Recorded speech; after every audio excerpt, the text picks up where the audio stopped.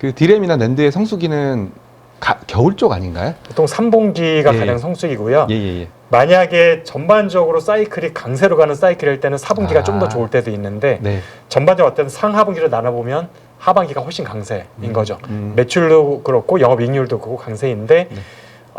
근데 요즘 최근에 봐서는 HBM의 효과가 너무 강하다 보니까 그런 게 다 압도하는군요. 반도체 사이클의 의미가 없어지고 아. HBM의 수요가 모든 것들을 좌우해버리고 있습니다. 그럼 뭐 결국은 데이터 센터 몇 개 더 짓고 뭐 LLM 모델 몇 개 더 돌리고 뭐 이런 것들이 더 큰 영향을 미치겠는데요. 그런 게 영향이 크면 삼성전자 실력이 좋아야겠죠. 네. 그렇지 않잖아요. 네. 그냥 기업 단위에서 양극화 이미 발생을 하고 있다. 아, 기업 단위에서. 이건 산업 사이클하고 상관이 없는 거예요. 아. 경쟁력이 있는 기업과 그렇지 않은 기업 간의 양극화가 있다. 사이클 전체를 보면 어떤 흐름이 있겠지만 네. 기업 간에 완전히 극과극을 보여주고 있기 때문에 이건 사이클의 의미가 없어져 버린 거죠. HBM은 그래서 사이클보다는 기업 단의 경쟁력이 좌우를 하고 있는 것 같습니다. 기업 단의 경쟁력. 굉장히 중요한 얘기인 것 같습니다. 그럼 두 번째 질문을 좀 드려봐야 될 것 같은데요. 삼성전자의 HBM 점유율이 1년 만에 41%에서 17%로 급락을 했어요.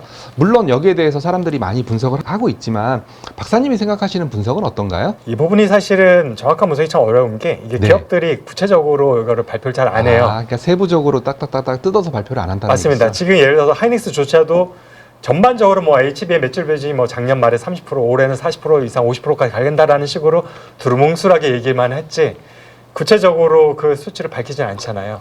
매출 중에서 얼마가 HBM, 영업이익 중에 얼마가 HBM 맞아요. 밝히지 않는 이유를 저는 알 것 같긴 해요.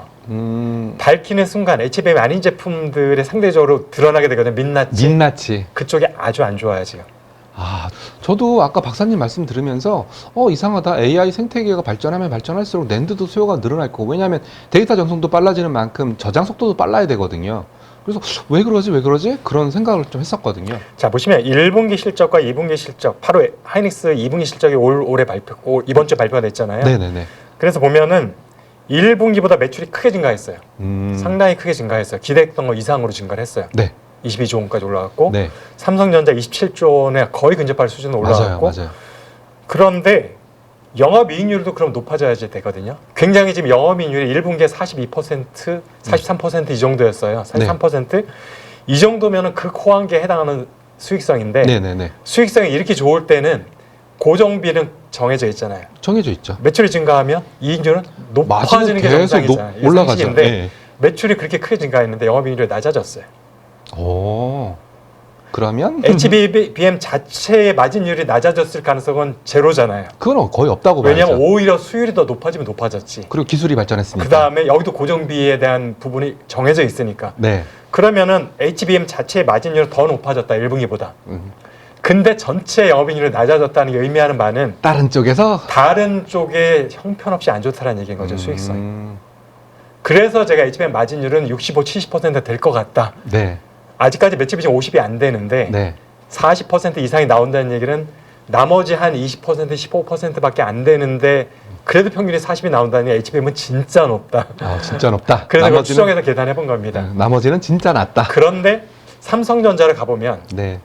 HBM 효과가 지금 하나도 없는 상태이다 보니까 결국은 삼성전자의 현 실적이 HBM을 제외한 다른 실적 수준이다라고 보면은 지금 마이크론도 그렇고 SK 하이닉스도 그렇고 대부분 제품의 그 영업이익률이 굉장히 낮은 수준이다. 그래서 하반기로 가도 성수기 효과 별로 없을 거다. 얘네들이 조금 좋아지는 게 성수기 효과인데 네. HBM은 지금 비수기 성수기가 없는 상황이고 네. 그래서 얘가 하반기가 된다고 특별히 좋아질 이유는 별로 많지 않은데 다른 제품이 성수기가 된다고 해서 좋아질 가능성이 별로 없다. 현 상황에서 보면 수요가 그렇게 좋지 않다. 해서 제가 지금 그런 말씀을 초반에 말씀드린 겁니다. 그런 의미군요. 그러면 결국은 삼성전자의 캐터리스트는 HBM이 얼마나 드라마틱하게 맞습니다. 반등하는지에 달려있다라고 생각이 드는데요. 다른 D램 랜드 제품의 성수기 효과는 별로 없을 거라고 생각이 되기 때문에 현재 지금 HBM에서 실적이 안 나오고 있는 부분들을 하반기에 얼마나 극적인 반전을 이뤄낼 수 있느냐라는 부분이 관건이고요. 네. 이 부분은 아무도 지금 개런티하지 못한 상황인 거죠. 그렇죠. 삼성전자 자체도 그렇죠. 그렇고 마찬가지입니다. 그러면 삼성전자 입장에서는 결국은 엔비디아의 품질 테스트 통과 여부가 가장 키라고 생각이 들거든요. 그리고 삼성전자 HBM3E 공급 확대 이게 어떻게 보면 최후의 관문이라고 볼 수 있을까요? 일단은 그렇다고 일단 생각이 들긴 하고요. 네. 지금 마이크론 같은 경우도 시장 점유율을 보면 삼성전자보다 낮거든요. 네. HBM 점유율이. 네. 근데 이 영업이익률이 26%를 달성했어요. 2분기에. 여기도 HBM을 제외한 제품들 다 똑같이 안 좋다고 생각하면 안 좋다라고 생각한다면 HBM의 그 마진율이 굉장히 높은 상황까지 올라간 거죠. 네. 하이닉스에 못 미치지만 네. 삼성전자는 시장 점유율이 더 높아요. 과거에도 더 높았어요. 네. 근데 1분기, 2분기 실적을 보면 HBM에서 아무런 기여를 못 해주고 있다. 네. 그러니까 마이크론보다도 훨씬 안 좋은 상황인 거다. HBM. 그래서 지금 보면은 하이닉스를 따라잡는 게 문제가 아니라 최소한 마이크론은 넘어서야 된다가 지금 삼성전자 HBM 사업의 지금 어떻게 첫 번째 목표가 아닐까라고 생각을 하고 있습니다. 그러면 엔비디아는 언제 정도에 삼성전자의 HBM을 납품을 받을까요? 그것도 사람들이 뭐 개런티할 수는 없겠지만 뭐 전제 조건 같은 게 좀 있어야 될 것 같은데요. 전제 조건은 아까 파운드리에서 나왔던 것과 비슷한 것 같아요. 네. HBM은 어떻게 보면은 메모리 제조이긴 하지만 상당히 보면 고객 쪽에 맞춤형인 제품에 가깝잖아요. 네네네. 그러다 보니까 결국 파운더리에서의 고객이 원하는 게 무엇이냐? 뭐 성능과 수율이다. 네. 결국에는 HBM도 그 문제 때문에 엔비디아에서 대규모 물량을 지금 수주하지 못하고 있는 상황이고 네. 중국에 들어가는 약간 중저가품, 약간 퀄리티가 떨어져도 되는 제품 위주로 지금 납품을 하고 있다. 네. 이것이 우리가 시장에서 보고 있는 입장이니까 네. 결국에는 엔비디아의 가장 최상위 제품 블랙웰 B100, B200, B300, 네. 뭐 BG300 이런 데에 납품을 하기 위해서는 그 두 가지가 만족이 돼야 되는 거죠. 그래서 그 두 개 만족한다면 엔비디아 입장에서 삼성전자 제품을 쓰지 않을 이유가 전혀 없잖아요. 전혀 없죠. 뭐든지 공급자가 하나가 늘어나면 가격 가격도 협상력이 떨어지고 높아지기 때문에 그다음에 물량도 안정적으로 확보를 할 수 있고요. 그래서 결국엔 삼성전자 그 두 가지를 아직까지는 만족시키지 못하고 있는 것이다고 보는 게 맞죠. 그러면 이 자리에서 뭐 가시적으로 언제다 얘기 드리긴 굉장히 어렵겠지만 박사님은 개인적으로 어떻게 좀 그림을 좀 그리고 계시나요? 삼성전자의 엔비디아 납품에 대해서 아마 그것도 많이 궁금해하실 거예요. 작년 5월부터 네. 제가 방송에서 가장 많이 들었던 질문 중에 하나 그거거든요. 그렇죠. 언제 통과합니까? 콜테스트. 그렇죠. 그리고 지금 1년 2개월이 지났어요. 네. 근데 변화가 하나도 없는 상황에서 네. 그러면은 언제쯤 똑같은 질문을 제가 받게 되면 이건 뭐 엔비디아도 모르고 삼성전자도 모르는 거를 제3자가 알 수 있나? 그래서 제가 볼 때 올 하반기는 일단 어렵다. 아, 하반기는 어렵다. 테스트를 해도 통과해도 올해 무슨 괄목할 만한 실적의 변화가 있을 가능성은 없다. 그러면 결국은 HBM발 삼성전자 실적 개선은 내년으로 일단 내년으로 빨라야 내년인데 내년을 일단은 마지노선이라고 잡고 있고요. 내년에도 못하면 남은 시장은 다 마이크론이 가져갈 거기 때문에 삼성전자 들어갈 여지가 점점 축소되는 거죠. 아, 결국 문이 점점 좁아지고 있는 거예요. 왜냐하면 마이크론이 지금 빠르게 그 캐파를 늘려가고 있거든요. 네. 지금은 마이크론의 캐파가 부족하기 때문에 삼성전자 기다리고 있지만 네.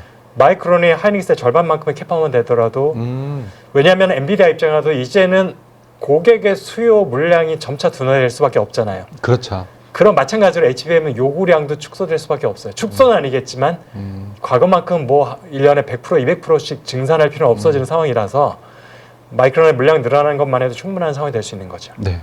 그래서 그렇게 되기 전에 삼성전자 물량이 치고 들어가지 않으면 네. 이후 몇 년 동안 쉽지 않게 고전해야 되는 거죠.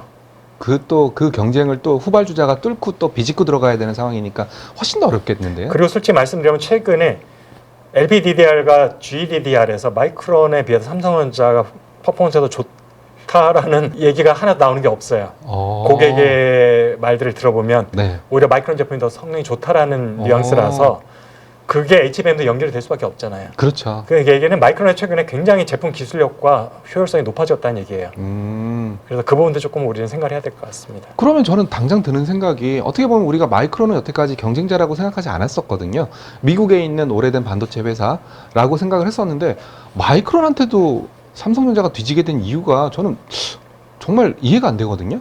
우리가 마이크론은 사실 뭐 시장 점유율도 그렇고 기술력도 만년 3위라는 꼬리표가 늘 따라다녔던 기업인데 지금도 시장 점유율을 보면 3위가 맞긴 하죠. 네. 그런데 최근의 실적들을 보면은 일단 삼성전자를 압도하고 있고요. 마이크론 실적이. 네. 그다음에 고객들로부터 차세대 제품에 대한 이제 물량을 수주하잖아요. 네. 왜냐하면 뭐 휴대폰에 들어가는 거, 엔비디아에 들어가는 제품들인데 고객들의 반응을 보면 삼성보다는 마이크로가 일단 우선순위에 있어요. 그다음 일부 제품은 하이닉스보다도 더 선호도가 높은 상황이기도 하고 이렇게 된 거는 결국에는 아마도 마이크론이 그동안 최근 몇 년 동안에 제품 경쟁력, 기술력 쪽에 굉장히 많은 공을 들인 것이 아닐까. 단순히 물량 확보보다는. 그리고 삼성전자는 우리가 최근에 뭐 잃어버린 10년 이런 얘기를 조심스럽게 하는 분들이 있는데 사실은 삼성전자가 지금 갑자기 작년부터 문제가 생겨가지고 HBM의 문제, D램 5세대 문제가 생겼다고 볼 수는 없는 거잖아요. 그렇게 보기에는 너무 짧죠. 하루아침에 그렇게 되진 예, 않아요. 예. 결국에는 그런 과정이 처음에 어떤 제품에 대한 기획 단계부터 양산 갈 때까지 한 10년 정도 걸리잖아요. 네. 그 과정에서 이미 모든 의사결정 시스템, 그런 게 좀 약간 R&D 구조적인 문제, 그게 엉클어졌군요. 그 다음에 양산까지 가는 과정에 몇 단계의 바톤 터치가 있을 거예요. 그 부분이 잘 효율적으로 되지 않았던 문제들, 그 다음에 투자에 대한 부분들, 인재 확보하는 문제, 이 모든 것들이 뭐 그중에 뭐가 핵심이 되는지 모르겠지만 네. 종합적으로 문제가 10년 이상에 걸쳐서 누적되어 왔던 것들이 작년에 이제 결과로서 나오기 시작한 거다. 그게 표면화되면서 마이크론한테도 경쟁에서 뒤처지는. 맞습니다. 그렇다 보면 또 역으로 생각해 보면 다시 이게 좋아지는데도 하루아침에 되지는 않을 거다. 10년보단 짧을 수는 있겠지만 상당한 기간이 걸려야 이전의 정상 궤도라고 할 수 있는 위치까지 도달할 수 있다라는 걱정거리가 또 하나 생기는 것이죠. 그래도 뭐 저는 또 삼성전자는 오랫동안 봐왔던 기업이고 또 반도체 분야에 있어서의 기술력이라든지 그리고 또 양산 능력이라든지 이런 것들은 좀 뒷받침되어 있으니까 좀 그래도 좀 그 잃어버린 10년까지는 안 되겠지만 좀 빠르게 회복하지 않을까 그런 생각도 조심스럽게 하거든요. 그런 게 이제 기업의 저력이라는 거죠. 네네네. 제가 볼 때 저도 삼성전자의 저력은 확실하게 아직까지도 있다고 믿고 있기 때문에 네. 이제 현재 뭔가 효율성이 좀 안 좋은 부분들이 몇몇 고리가 있다라는 것, 그 고리만 또 그 부분을 정확히 인지하고 빠르게 그 부분을 개선한다면 10년이었지만 그걸 뭐 2, 3년으로 단축할 수도 있는 거고 일부 제품은 뭐 1년 안에 가시적 효과가 나올 수도 있는 거라고 볼 수 있어서 네. 제가 볼 때 뭐 그런 부분에 그래서 2026년이 중요하다. 2026년에 뭔가 삼성전자가 작년과 올해 보여줬던 좀 실망스러운 모습이 아닌 좀 이전에 삼성다운 모습을 보여줄 수 있다고 하면 네. 고객들의 신뢰도 다시 확보할 수 있고 실적에서도 가파르게 다시 개선될 수 있다는 여지가 있다고 보여져서 올해를 잘 준비해서 내년을 기대해 보자라는 말씀드립니다. 근데 박사님한테 드려야 될 질문인지는 모르겠지만 그래도 최근에 삼성전자가 주가가 많이 반등을 했거든요. 그런 기대감이 반영되었다라고 봐야 될까요? 근데 이제 그 주가를 외국인이 최근에 많이 샀거든요. 그렇죠. 외국인들 같은 경우는 이미 기관 투자자들이기 때문에 대부분이 네. 이미 그곳에 전문적인 애널리스트들이 다 있다고 보여지고요. 네.